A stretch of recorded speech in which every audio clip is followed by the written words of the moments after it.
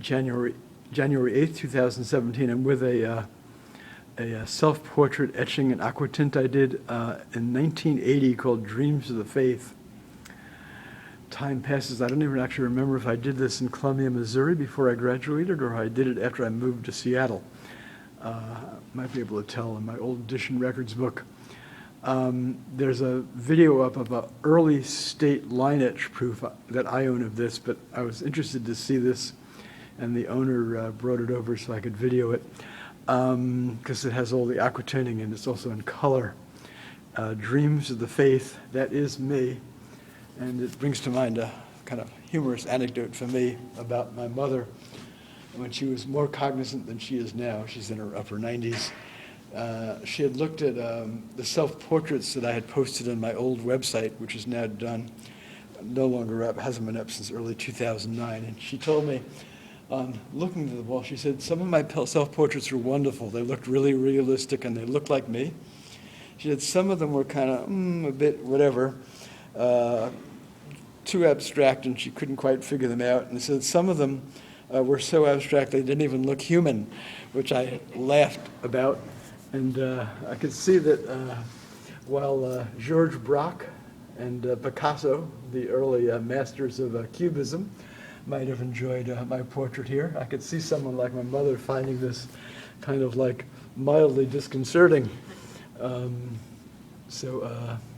This is actually a Jewish prayer book that I have in my apartment that I got from my bar mitzvah in 1963, which has like a metal cover and all these kind of embossed images on there. What else do we have here?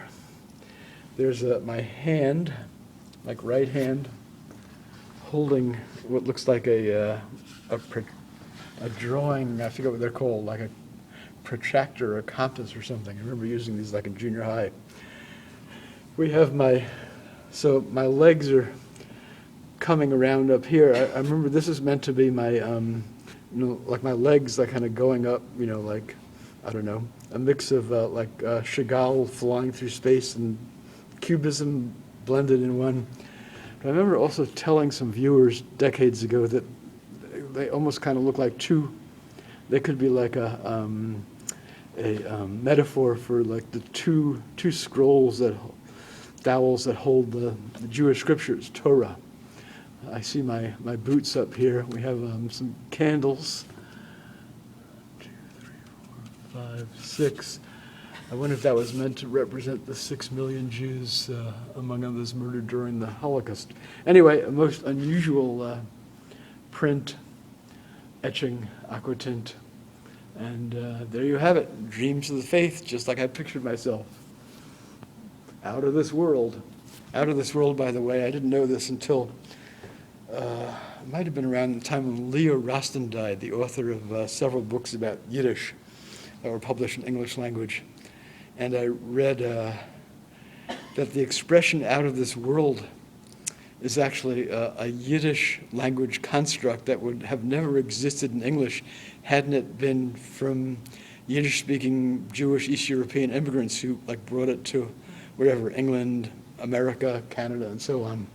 So anyway, definitely out of this worldish, or as my mother described, otherworldish. A few hours later, January 8th, 2017 still, I pulled out my old edition record books, circa 1975 to 85, the years I was actively etching, and read the info about the Dreams of the Faith etching and aquatint here. And it has interesting notes I had evidently originally handwritten, and then I assume I typed. The last entries are from 1986. I'm assuming that's the year I typed them from the original that were handwritten. It states, interesting print in my interpretation. Extremely emotionally derivative. Expressionistic before that became in vogue again, 1980s. Disliked by many people, and many is in uppercase letters. A museum curator, fan of my work, critiqued it as if she was in a teacher role. She had such a reaction to it, negatively, a Jewish curator yet. Lots of symbolism. Maybe I'll elaborate on it later. 6 proofs extant as of April '86. Probably 7 to 8 were printed all told. 2 I destroyed. Then the rest of the notes are just about who had either bought or been given any of those 6 specific proofs. And what's interesting to me is no one's coming to mind for a museum curator, Jewish museum curator, who were fans of my work back in those years.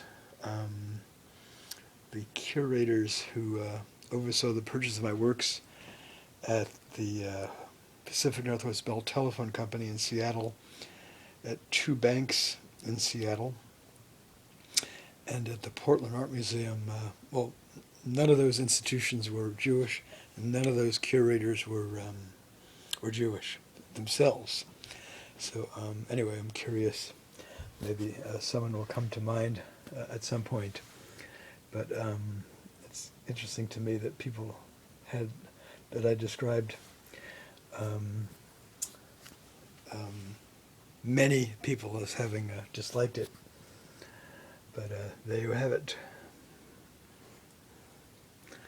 I guess the one thing that can be said for art that's intensely disliked, well, it's not boring, and keeps people's like blood circulation going. That can be good. I'd be curious if it were exhibited at a museum now, if people would react as strongly, let's say in 2018, 19, or 20, as they did when people saw it back in the, I don't know when I did it, in 1979. Maybe fellow art students saw it 79, 80, and studio visitors back in the early, mid-'80s when I was printing etchings actively through into spring 1980.